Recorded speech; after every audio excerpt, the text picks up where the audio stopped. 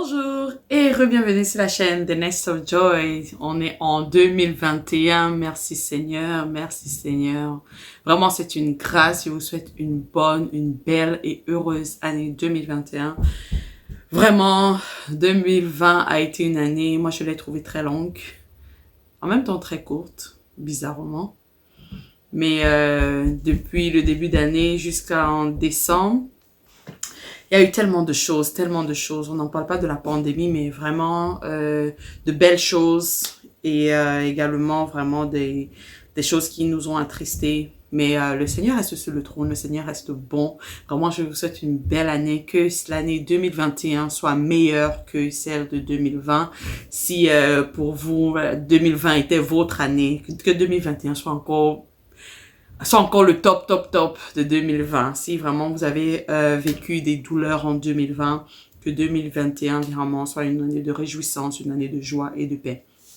Donc voilà, c'était ça. Je voulais vraiment prendre le temps de vous souhaiter vraiment tous mes vœux, tous mes meilleurs vœux à tout le monde.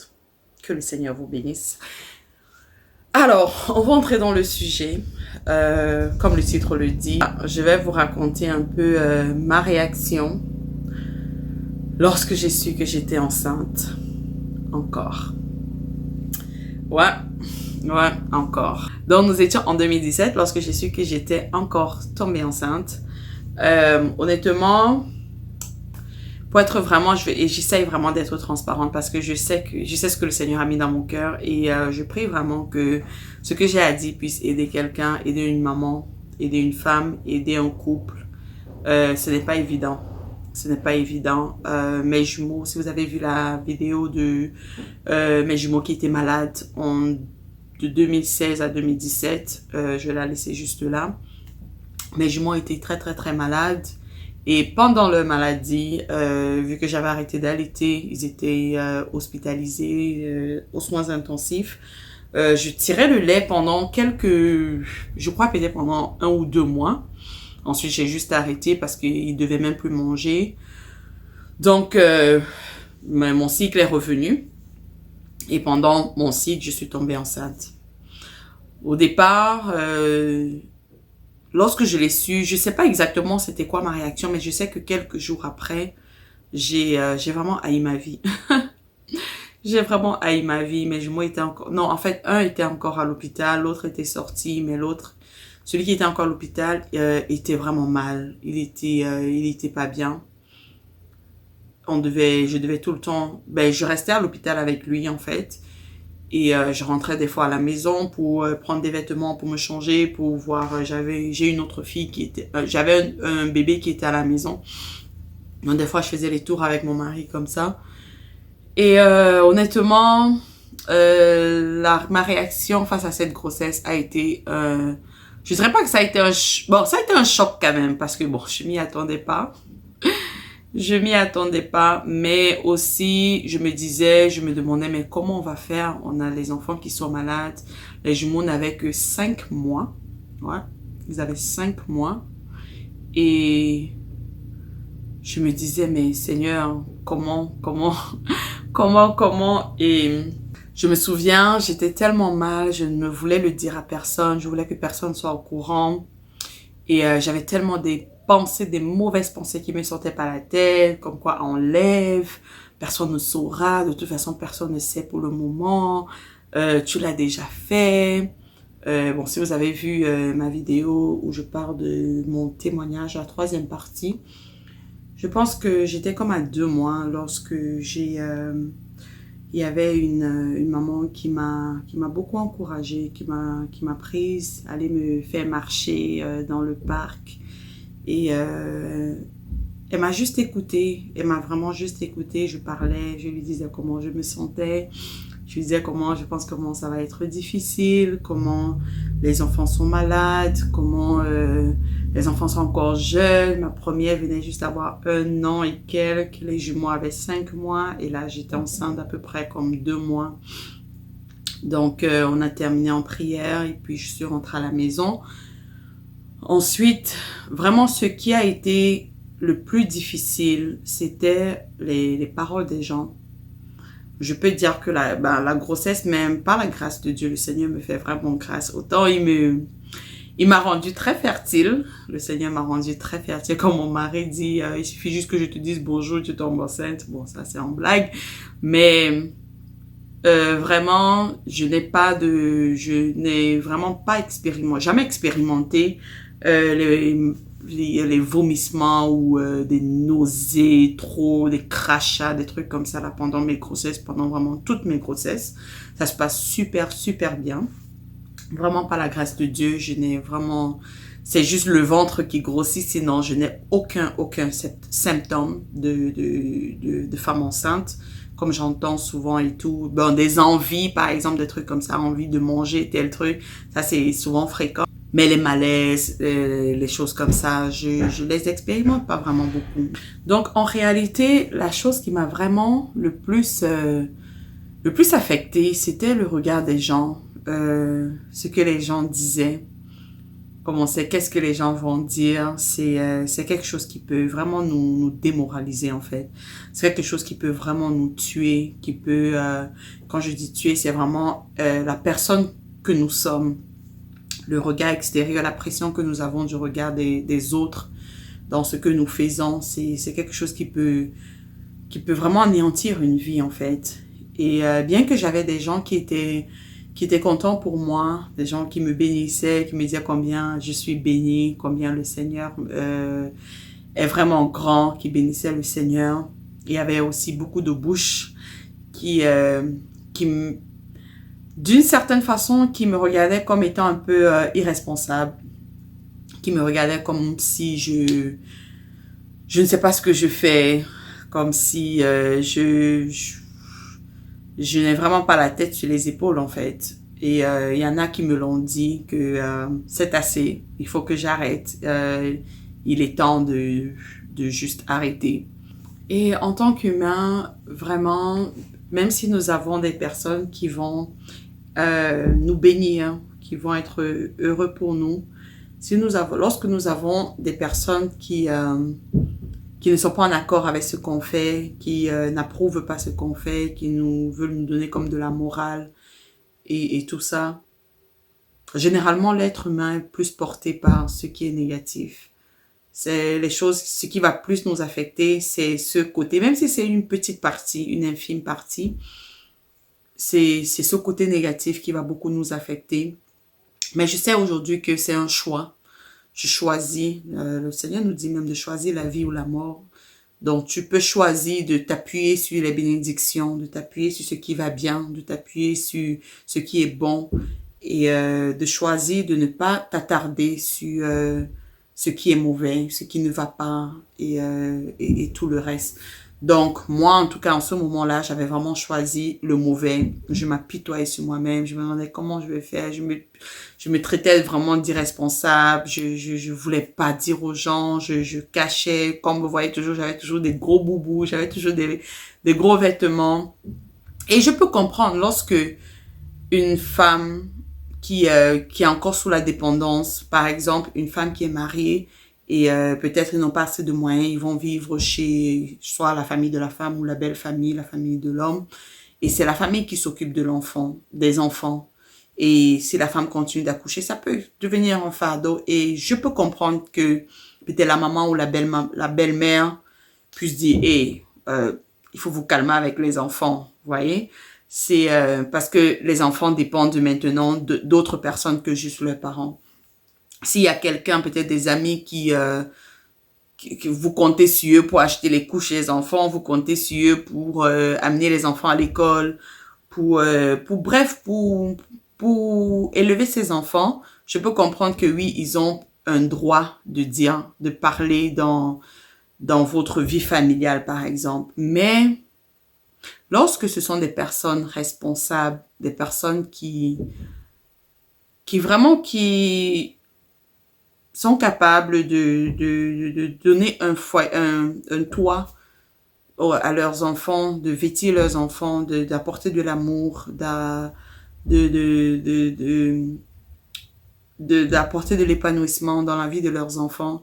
c'est important de penser 2 fois avant de vouloir donner de la morale à ses parents. Je sais que je l'ai déjà fait et c'est quelque chose qui n'est pas bon parce que pour une femme en tout cas, moi par exemple, pour mon cas, pourquoi je partage ça aujourd'hui, c'est juste que c'est quelque chose qui m'a, j'ai pas bien vécu ma grossesse en fait. Je ne l'ai pas bien vécu. J'avais vraiment le regard des autres quand on me disait, oh, tu as des jumeaux, ils ont 5, 6 mois, tu es enceinte de 6 mois et tu es juste comme, on te demande, mais tu n'utilises pas les contraceptions, mais pourquoi tu fais ça? Les enfants sont encore trop jeunes.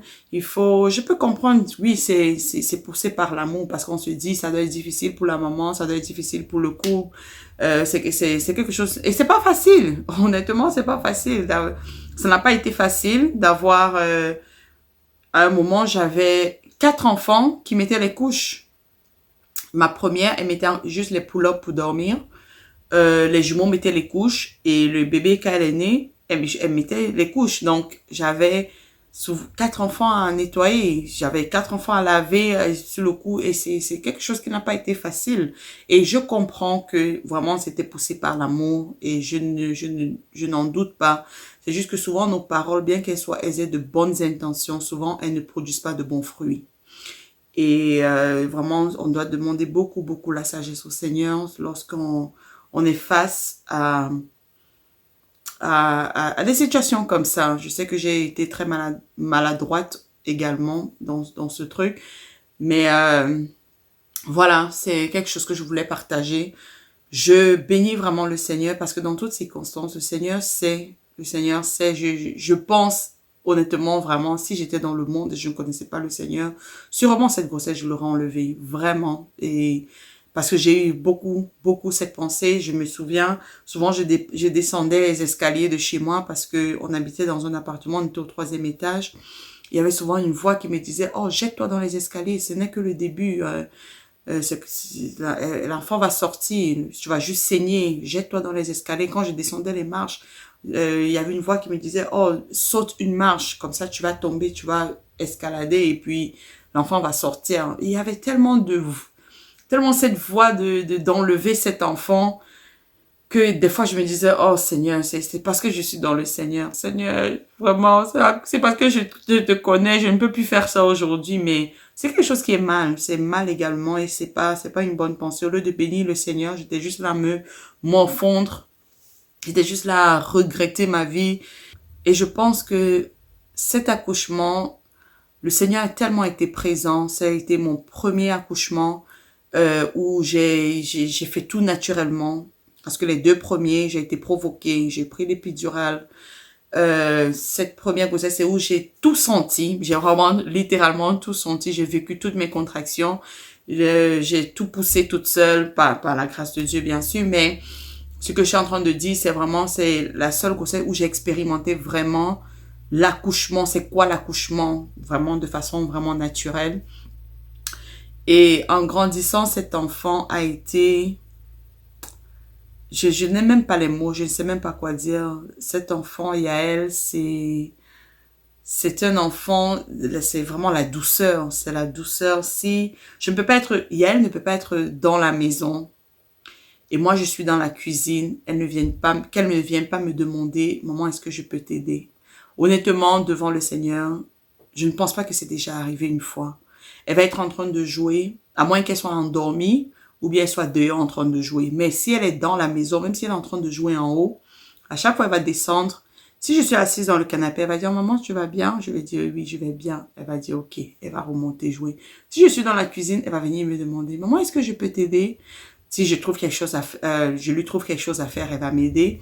Mais si je vois que je n'ai pas besoin d'aide, je vais lui dire, oh non, tu peux aller jouer. Elle va dire, ok. Elle va partir. Ça ne va même pas faire 5 minutes, elle va redescendre.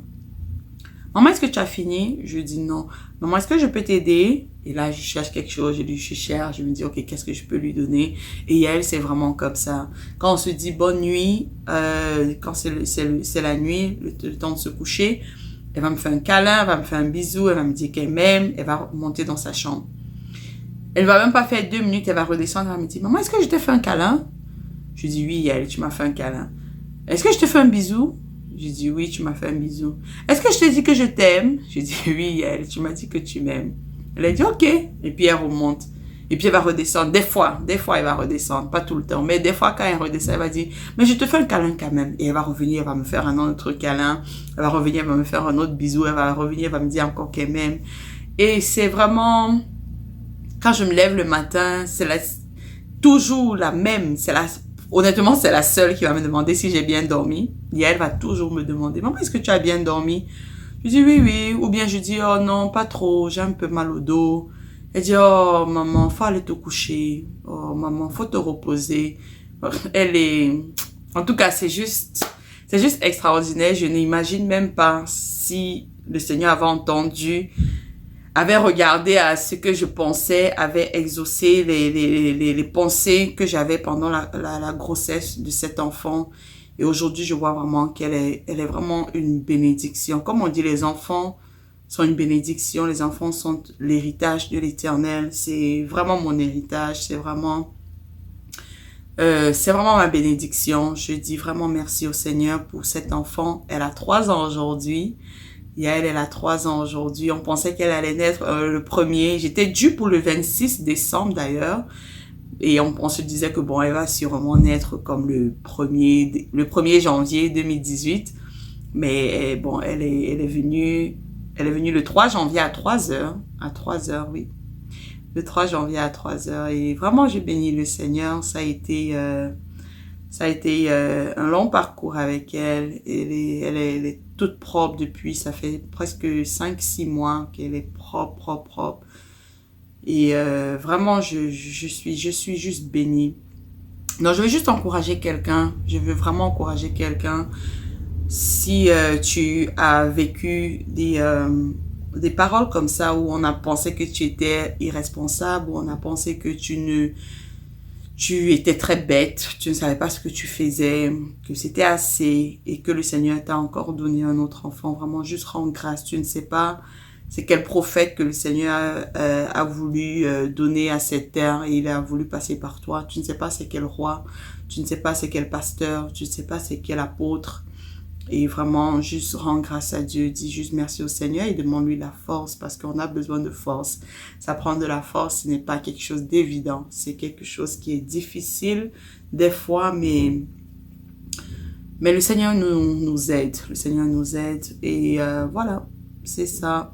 Si tu es quelqu'un qui parlait dans la vie des gens, vraiment, je veux plaider avec toi, je veux te demander d'arrêter et si vraiment tu es vraiment poussé par l'amour pour dire à quelqu'un ok arrête, c'est assez des enfants, va prier pour la personne, va demander au Seigneur de fortifier la personne, de bénir la personne, va juste au pied du Seigneur parce que les paroles comme ça ce sont des paroles qui restent, ce sont des paroles qui n'édifient pas, qui ne fortifient pas. Et pendant que la femme traverse ses mois de grossesse, ça revient. Donc, je ne serai pas plus longue que ça. Je voulais juste partager comment a été ma grossesse et mon accouchement de cet enfant, ma troisième grossesse et 4e enfant. Et aujourd'hui, Yael Kezaya. Yael qui veut dire Dieu est Dieu. Et le Seigneur nous a abondamment bénis par sa présence et je lui rends infiniment grâce. Que le Seigneur vous bénisse. Je vous souhaite encore une excellente année. Que le Seigneur vous garde. Que le Seigneur précède tous vos pas et que vous continuez de grandir en lui. Que le Seigneur vous bénisse. Bye.